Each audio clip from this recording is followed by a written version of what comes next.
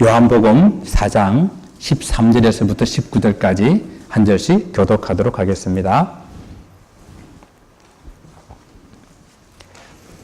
예수께서 대답하여 이르시되 이 물을 마시는 자마다 다시 목마르니와 내가 주는 물을 마시는 자는 영원히 목마르지 아니하리니 내가 주는 물은 그 속에서 영생하도록 솟아나는 샘물이 되리라. 여자가 가로되 주여 그런 물을 내게 주사 목마르지도 않고 또 여기 물 기르러 오지도 않게 하옵소서. 이르시되 가서 내 남편을 불러오라. 여자가 대답하여 이르되 나는 남편이 없나이다. 예수께서 이르시되 네가 남편이 없다 하는 말이 옳도다. 내게 남편이 5 있었고 지금 있는 자도 내 남편이 아니니 내 말이 참되도다. 같이 보겠습니다. 여자가 이르되 주여 내가 보니 선지자로소이다. 아멘. 낮 12시에 물을 기르러 오는 한 여인이 있었습니다. 이 여인이 사는 곳이 이스라엘의 사마리아 지역이어서 사마리아에 있는 수가성이라는 조그만한 마을이었습니다. 성경시대에는 중동 지역에 낮 12시가 되게 되면 너무 날씨가 더워서 사람들이 바깥에 나와 다니지 않는 그런 시간입니다. 그래서 이 시간엔 주로 사람들이 점심을 먹고 낮잠을 즐기는 그런 시간입니다. 사람들이 없는 시간에 이용해서 물을 기르러 오는 이 여인은 무슨 사연이 있지 않겠습니까? 사람들과 만나면 안 되는 사연, 사람과 만나기 싫은 사연, 사람들과 얼굴이 마주치기 싫어하는 그런 사연이 여인에게 있는 것이 틀림이 없습니다. 그런데 낮 12시에 물을 기르러 오는 이 여인을 만나기 위해서 주님께서 일부러 이 사마리아 지역을 들어오셨고, 그리고 이 사마리아 지역에서 우물에서 기다리고 계셨다가 이 여인에게 물을 좀 달라고 이렇게 말씀을 하셨죠. 그리고 이 여인에게 이제 주님께서는 내가 영원히 목마르지 않는 물이 있다라는 말씀을 하셨습니다. 여러분 정말 그런 물이 있다면은 여러분 어떻게 하시겠어요? 영원히 목마르지 않는 물이 있다고 한다면 사람들은 끊임없이 이 죽음과 이렇게 싸우고 있는데요. 죽지 않으려고 애쓰는 그런 노력들을 하고 있습니다. 중국의 진시 황제가 참 죽지 않으려고 불로초를 구하려고 애썼던 것처럼 사람들은 끊임없이 이 죽음을 이겨보려고 애를 씁니다.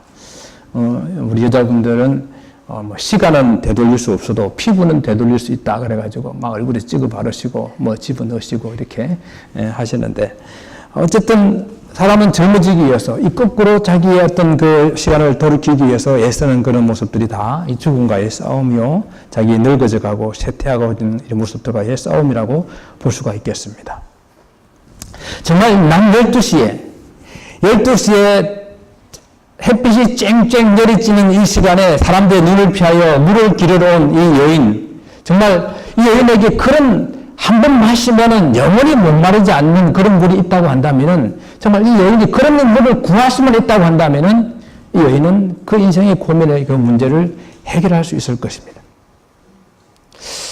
이렇게 주님과 이 여인과의 대화를 하던 중에, 그런데 이 여인이 물동이를 버려두고 마을로 뛰쳐 들어갔어요.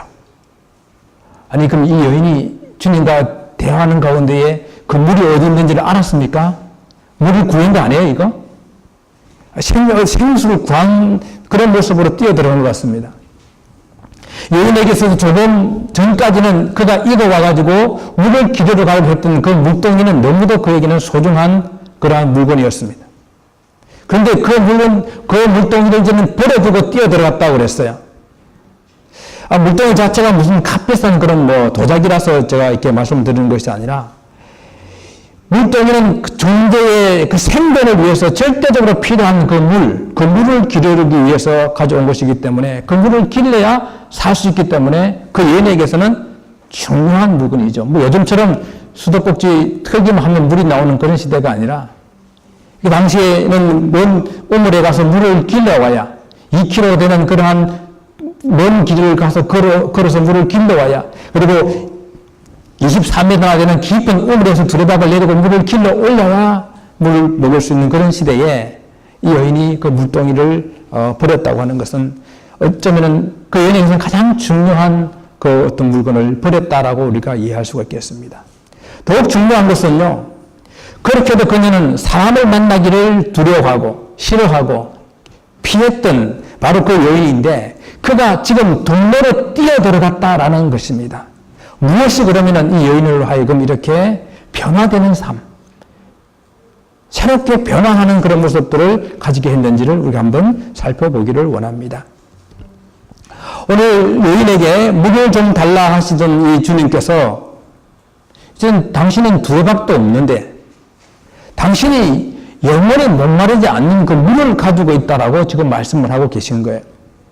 그러자 이 여인은 그런 물이 만약 있다면은 자기에게 좀 주시고 그리고 그 물을 마셔서 내가 다시는 이곳에 이 물을 기르러 오지 않도록 좀 해달라고 부탁을 합니다.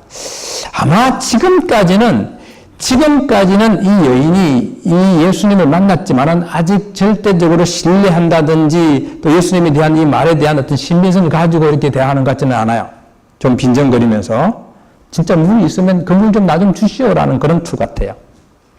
그런데 주님께서 갑자기 내 남편을 데리고 오라라고 말씀하십니다. 일반적인 결혼 잘 사는 사람이면은 남편 데리고 오라 그러면 뭐 남편 데리고 오면 되지요. 별 문제가 되지 않을 것입니다. 그러나 이 여인에게는 이 주님의 요구가 아주 곤란한 그러한 요구였습니다. 그래서 이 여인은 나는 남편이 없나이다 라고 이렇게 대답합니다. 이 정도 되면은 주님께서 I'm sorry 하고 남편이 없습니까? 혹 돌아가셨습니까? 하고 이제 그냥 물을 좀 주시든지 물이 어디 있는지 좀 내가 잔뜩 가보니까 거기서 샘물이 콸콸 쏟아져 나는데 거기서 물을 구하면 된다라고 말을 해주시면 좋겠잖아요. 그런데 주님께서 그렇게 말씀하지 아니하시고 내가 남편이 없다 하는 말이 옳도다. 내게 남편이 다섯 있었고 지금 있는 자도 내 남편이 아니니 내 말이 참되도다 라고 말씀하시는 것입니다. 어떤 교회에 신앙 좋은 청년이 신부가 막 구하다가 못 구해가지고 얼굴은 예쁘고 좋은데 예수를 안 믿는 신부를 구했어요. 그래서 목사님이 갔다 와가지고 목사님 어떻게 하든지 저 신부를 내가 나중에 전도해서 예수 믿게 할 테니까 결혼식 기회 좀 해주십시오 라고 부탁을 했어요.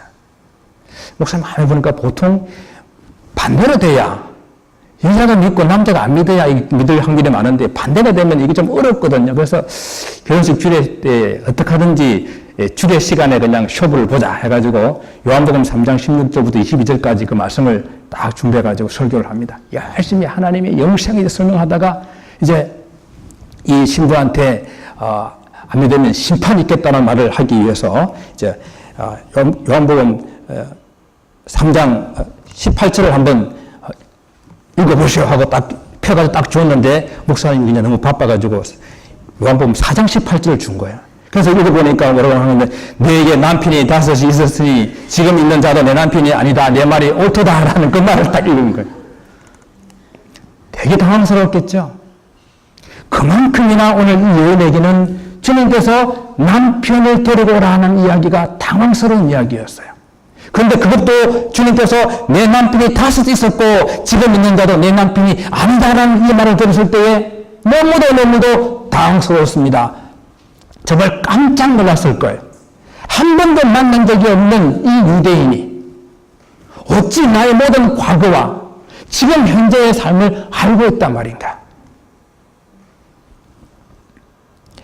주님께서 남편을 데리고 오라는 이 요구는 이 여인에게는 가장 심각하고 본질적인 그 문제를 다루기 위한 주님의 의도였습니다.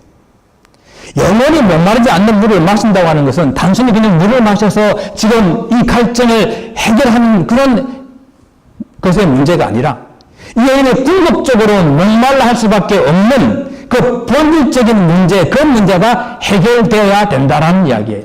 그것이 무엇입니까? 성경은 그것을 죄라고 그래요.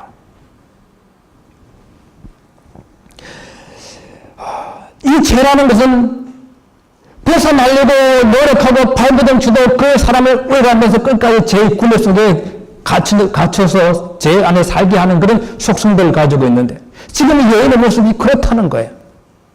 여러분, 이 중동에서 여자가 5번 결혼할 수 있는 그러한 경우가 어떤 경우가 있을까요? 이 유대 사회는 우리나라보다 더욱더 가부장적인 그런 나라예요. 더욱더 남성 위주의 그런 사회입니다. 여자 혼자 살기가 너무너무 어려운 그런 나라예요. 그래서 성경에는 가부와 구하를 제도적으로, 집중적으로 도와줘야만 되는 그러한 나라가 이스라엘이거든요. 예수님 시대 때 문헌에 보게 되면은 여자가 여러 가지 이유로 이혼을 당하는데 여자가 무슨 애 낳는 기계가 아닌데 애를 못 낳으면 이혼당합니다. 여자가 무슨 성적 놀이개도 아닌데 성적으로 불성실하게 되면 이혼을 당합니다. 그리고 무슨 마네킹도 아닌데 옷을 이쁘게 입지 않으면 이혼당해요. 여기 혹시 그런 분 계신지 모르겠는데 음식을 맛있게 못 만들면 이혼당해요. 또 여러 가지 정서적인 그런 문제에 있어서 좀 이렇게 너그럽지 못하고 자비를 베풀지 못하는 그런 성격이라든지 아니면은 남편의 어떤 그 잘못된 부분을 이렇게 드러내가지고 창피해 준다든지 이런 일들이 있게 되면은 이혼당하는 그런 사유들이 됐다고 합니다. 여러 가지 이유를 가지고 모세의 이혼 정서를 써주면 된다라는 그것 가지고 여러 가지 이유로 여자들을 이혼을 시켰다는 거죠. 그런 중동의 환경을 볼 때에 이 여인은 적어도 무슨 이유인지는 모르지만은 5번 정도 이혼을 당한, 쫓겨남을 당한 그런 여인일 가능성이 훨씬 많습니다. 그리고 지금 살고 있는 이 남자는 아직 결혼도 하지 않은 상태에서 살고 있다니까 그런 유대인들로서는 돌에 맞아 죽을 그런 죄지요. 여러분, 사마리아 여인은 무슨 문제로 결혼을 5번이나 하고 지금 결혼도 하지 않은 상태로 남자와 살고 있는 그러한 이혼은 지금 예수님께 중요하지 않아요. 그걸 들춰내서 뭘 알려고 하는 것이 아니에요.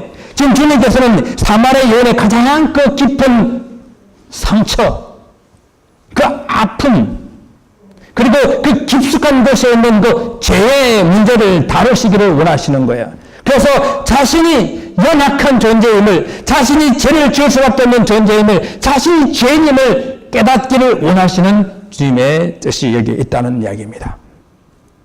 영원히 목마르지 않는 생수를 얻기 위해서는 먼저 자기 자신이 죄인이라는 사실을 깨달아야만 한다는 말씀입니다. 주님께서는요, 사람의 마음 중심을 보시는 분이 아니십니까? 마음속 저 깊은 곳까지 꿰뚫어 보시는 우리 주님께서 그 속에 무슨 아픔이 있는지, 무슨 문제가 있는지를 아시는 주님께서 그것을 좀 드러내서 해결하기 위한 그런 주님의 뜻이 있는 것입니다.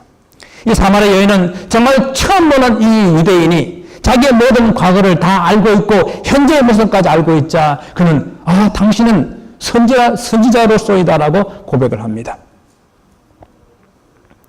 오늘 주님께서 이 사마리아 여인에게 남편을 데리고 오라라고 말씀하셨는데 이것은 그 남편을 데리고 오라 그래가지고 그 여인이 가지고 있는 아픔이나 그 수치를 드러내기 위함이 아니라 이 사마리아 여인이 죄인임을 인정하고 주님 앞에 다시 나오기를 초청하는 그 주님 앞에 다시 죄인으로 부르시는 그 부르심이 이곳에 있다라는 것입니다. 주님께서 하신 이 말씀에 우리 한글 성경에는 자세히 지금 나와 있지는 않지만은 헬라 원어를 보시게 되면 그 안에 3가지 명령이 들어있어요. 그것이 가서 남편을 불러라.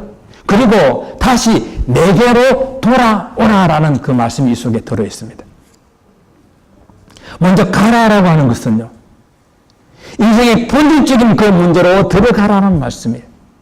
지금 육신의 갈증을 채워줄 물이 문제가 아니라 내 영혼이 갈급해하는 그 갈증의 문제를 알아야 된다라는 것이에요.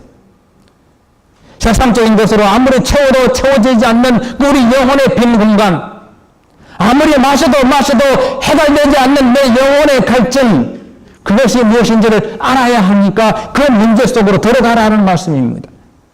마치 시편의 기자처럼 사슴의 시냇물을 찾기에 갈급함 같이 내 영혼이 주를 찾기에 갈급하여하는 그 영혼의 소리를 들을 수 있어야 된다라는 말씀입니다. 그 다음에 남편을 부르라는 이 말씀은요, 인생이 연약하고 죄인일 수밖에 없다는 이 사실을 깨달아 알아라는 말씀입니다. 인생은요, 죄를 지을 수밖에 없는 연약한 존재들이에요. 우리 인생을 죄인이라고 부르는 것은요, 어떤 우리가 알고 있는 그런 도덕적인 어떤 그런 죄를 지어서 죄인이라고 부르는 것이 아니라 우리가 죄인으로 태어났기 때문에 우리를 죄인이라고 부르는 거예요. 이 사마리아 여인의 고통도 그가 죄인으로 태어나서 이 세상에서 죄악 가운데 살아갈 수밖에 없고 당할 수밖에 없는 그 모든 인생들이 가지고 있는 그 아픔을 대변한다라고 볼 수가 있습니다. 성경은 우리에게 말씀하십니다. 의인은 없나니 하나도 없다라고 말씀하셨어요. 그 누구도 하나님 말씀 앞에서, 하나님 앞에서 의롭게 인정받을 만한 사람이 없다라는 것입니다. 여러분, 우리가 그래 죄인이라고 하면은 어떤 죄를 지어서 저 죄 안에 있는 감옥 안에 있는 사람을 여러분 죄인이라고 부르십니까? 그렇지 않아요. 우리도 여전히 죄인이에요. 그러니까 비슷한 죄를 많이 지었는데 들키지 않은 것도 많아요. 경찰에 잡히지 않은 것도 많아요. 죄를 지었어도 죄인이지만은 우리는 죄인으로 태어났기 때문에 죄인이라는 사실을 우리는 깨달아 알아야 됩니다. 우리가 성경에서 우리를 죄인이라고 부르는데 여러분이나 제가 죄인일 수밖에 없는 가장 강력한 그 증거는 바로 우리 모든 인생이 죽는다는 거예요. 죄의 싹은 사망이라고 그랬습니다. 죄의 결과로 모든 인생이 죽습니다. 오늘 세 번째로 주님께서 이 여인에게 다시 내게로 오라라고 말씀하셨습니다. 주님께서 사마리아 여인에게 자신의 죄인됨을 깨닫고 그러고 난 다음에 다시 주님께로 돌아오라라고 말씀하시므로 죄 있는 인생을 주님 앞으로 다시 초청하는 그런 주님의 모습을 보게 됩니다. 이 땅에 죄인이 살 수 있는 유일한 길이 바로 예수 그리스도를 믿고 그분 앞에 나오는 길밖에 없다라는 것이에요. 죄를 회개하고 예수 그리스도를 주님으로 영접할 때에만 그에게 영원한 생명이 주어진다라는 것입니다. 주님은 우리 죄를 드러나게 하셔서 우리를 수치스럽고 우리를 창피하게 하기 위한 그 목적이 아니라 우리 속에 있는 그 상처와 아픔을 드러내고 치유하기 위하십니다. 우리 육신의 상처도 육신의 질병도 드러내야 고칠 수가 있잖아요. 꽁꽁 감춰두고 쌓아두면 고칠 수가 없는 거예요.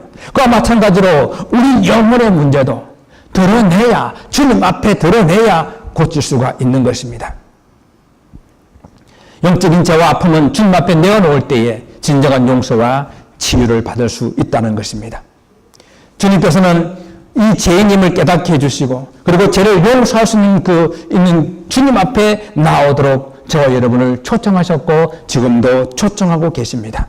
주님의 부르심, 용서와 치유의 그 초청 앞에 한 걸음 나오시기 바랍니다.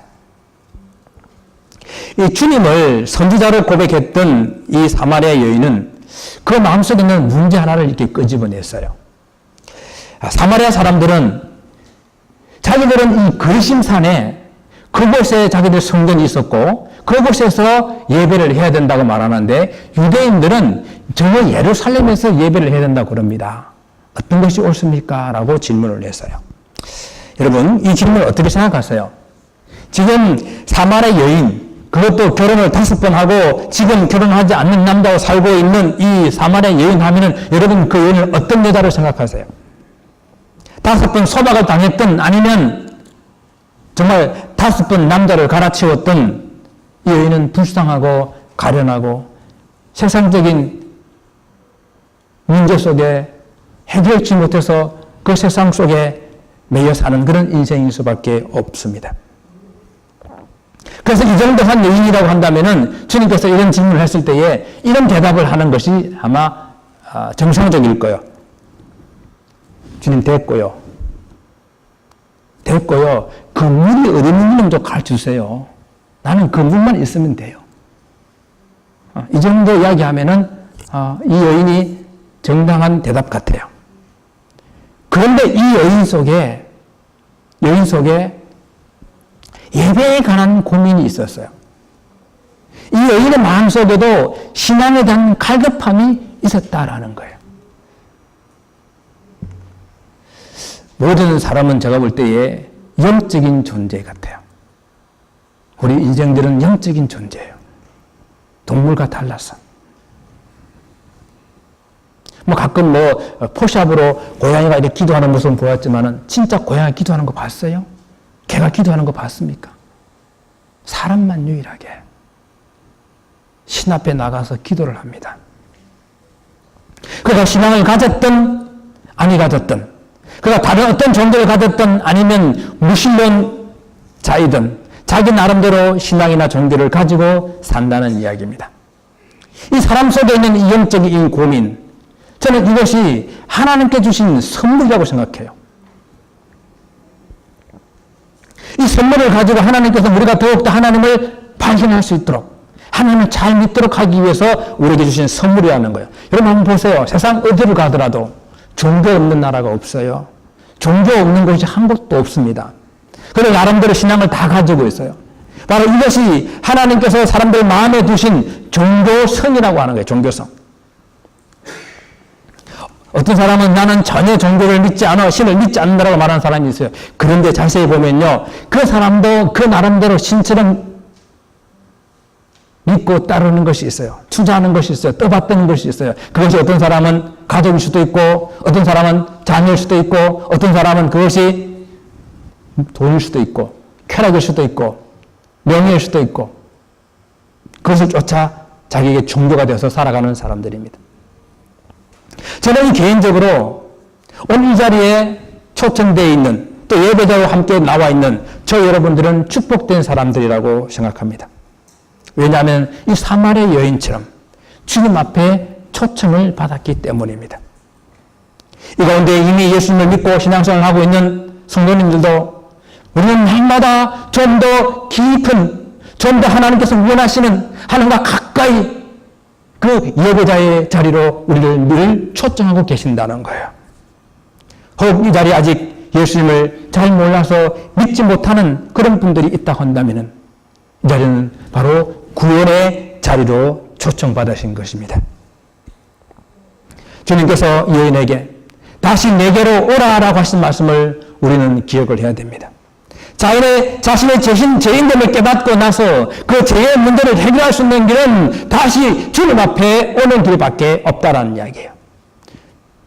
하나님께 주신 이 종교심을 가지고 예수 그리스도를 믿어야만 영원한 생명, 그 영생을 얻을 수가 있다라는 것입니다.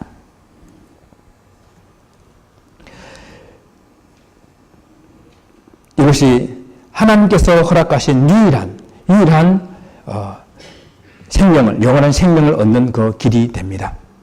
여러분들은 어떤 이런 믿음의, 종교의 어떤 영적인 그런 어떤 신앙적인 그런 고민들을 가지고 있습니까? 주님 앞에 나와서 그 문제를 해결하시기를 원합니다. 이 사마리아 여인은 주님과 대화하면서 주님께서 바로 그리스도가 되심을, 주님께서 그 메시아가 되심을 알게 되었어요.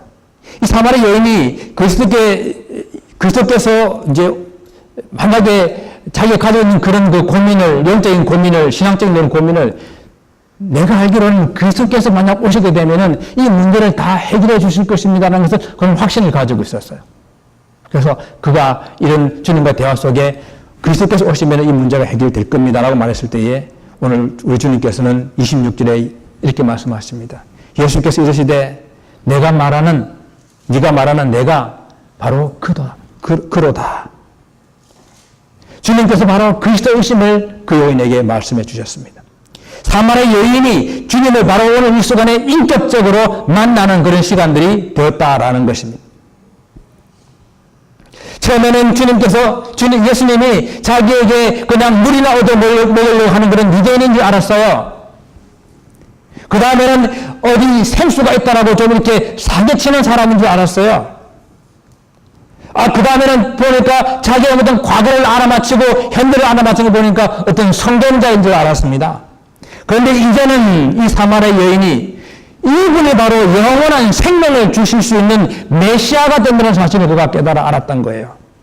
이것이 바로 사마리아 여인이 물동이를 버려두고 마을로 뛰어 들어갈 수 있었던 그 이유입니다. 그런데 내가 영원한 생명을 줄 수 있는 메시아, 그리고 구세주를 바로 만났기 때문인 것입니다. 한 번 마시면 다시 목마르지 않는 그 생명수를 그가 얻었기 때문입니다. 이제는 더 이상 물동이가 그에게는 필요가 없는, 중요하지 않는 것이 되었어요.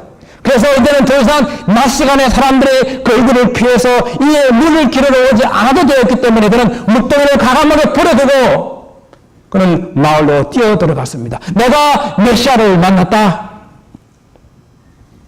그동안 사람을 기피하고 사람을 피하고 사람 얼굴을 보지 않았던 그 여인이 마을로 뛰어 들어가서 내가 메시아를 만났다라고 소리칠 수 있는 그런 여인으로 바뀐 거예요. 여러분, 예수님을 인격적으로 만나면, 다른 말로 예수님을 정말 구세주로 믿고 영원한 생명을 얻게 된다고 한다면 이 여인과 같이 그렇게 분명하게 삶의 변화가 있어야 하는 것이에요. 그럼 더 이상 죄의 문제로, 더 이상 아픔과 그 상처로 괴로워하지 않을 수 있다라는 거예요. 여러분, 예수님 만났다고 해서 이 영생의 기쁜 소식을 들었다고 해가지고 이 여인에게 문제가 안 생긴다는 이야기가 아니에요. 괴로움과 아픔이 없어진다는 이야기가 아니에요. 이제는 그가 예수님을 만나서 영생을 얻었기 때문에 그동안 자기를 괴롭혀왔던 그 문제가 더 이상 문제가 되지 않는 거예요. 그를 괴롭혔던 아픔과 그 상처가 자기만 그렇게 아프고 그렇게 상처를 가지고 있는 줄 알았는데 다른 사람들이 더 큰 상처와 아픔 속에 살아가는 걸 바라보고 그 사람들을 위하는 사람으로 바뀌게 되는 거예요. 이것이 영원한 생명을 얻은 사람의 변화되는 그런 모습이에요. 제가 이렇게 말씀을 드리니까 혹 여러분들 중에서 혹 처음 오신 분이나 혹은 신앙생활을 하신 지 얼마 안 되신 분들이 이런 말을 하시는, 또 이런 생각을 하실 수도 있겠습니다. 제가 보니까 구원받았다고 하는 사람들, 교회 다닌다고 하는 사람들, 혹은 교회에서 직분을 가지고 이렇게 하는 사람들이 변화받은 생활을 제가 본 적이 없는데요 라고 말할 수도 있겠어요. 어떤 사람들은 혹 그 사람들이 안 믿는 사람들보다 더 안 좋던데요 라고 생각하거나 말하는 분들이 있을지 모르겠습니다. 혹 그렇게 생각하시거나 그런 일을 보셨다면 정말로 죄송합니다.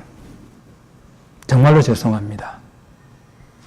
목사된 제가 잘못 살았고 또 목사된 제가 성도들을 잘못 가르쳤기 때문입니다. 먼저 믿은 우리가 정말 하나님 말씀이 주시는 그 참된 변화를 경험하지 못했고 참된 변화된 삶을 살지 못했기 때문입니다. 정말로 죄송합니다. 우리는 정말 예수님을 믿고 그 나의 그 예수님 주신 그 생명 때문에 이렇게 변화된 삶을 살아보자고 모인 공동체입니다. 오늘 우리는 누구나 다 이 주님 앞에 초청되어서 이 자리에 와 있습니다. 예수 믿고 변화된 삶을 살지 못하는 그런 사람에게도 오늘 이 사마리아 여인처럼 내가 그렇게 믿어주면 안 될 것 같이 움켜잡고 있었던 그 물동이를 내려놓고 정말 주님께서 원하시는 그 삶을 살기 위해서 마을로 뛰어들어가는 그런 변화된 삶, 그 변화된 삶을 살아라고 부르시는 그 주님의 음성에 결단할 수 있기를 바랍니다. 혹 아직 예수님을 영접하지 않은 분들이 있다고 한다면 이 사마리아 여인처럼 이 영원한 생명을 주시는 주님을 인격적으로 만나는 그런 시간이 되시기를 바랍니다. 주님의 부르심 앞에는요, 우리가 나와서 결단을 해야 되는 거예요. 주님, 내가 이제 주님을 나의 구세주로 영접하며 살겠습니다. 주님, 이제는 내가 주님 뜻대로 살겠습니다. 이제는 내가 다시 저 세상이 원하는 방법으로, 세상이 원하는 그런 삶으로 돌아가지 않겠습니다. 결단을 해야 되는 거예요. 그러면 이 시간 주님을 이미 믿고 있었던 분이나 오늘 지금 아직 믿지 않는 분이나 주님 앞에 나와서 결단하여서 주님 말씀을 붙잡게 될 때에 오늘 이 사랑 많으신 이 주님께서 이 가난한 여인을 기도를 들으시고 응답해 주시는 그 주님께서 여러분의 그 기도도 들으시고 너희 세상을 이기게 하시며 너희 영원한 생명을 주실 줄을 믿습니다. 기도하겠습니다. 아버지 하나님 감사합니다. 주님 우리가 우리를 부르시는 그 주님의 음성 앞에 진정한 예배자로 날마다 그 부르심 앞에 서기를 원하고 혹 주님을 알지 못하는 심령이 있다면 주님 그 부르신 구원의 초청의 자리에 주님 내가 여기 있습니다. 저 앞에 응답할 수 있는 귀한 심령이 될 수 있도록 축복하여 주옵소서. 감사하고 예수 그리스도 이름으로 기도드리옵나이다.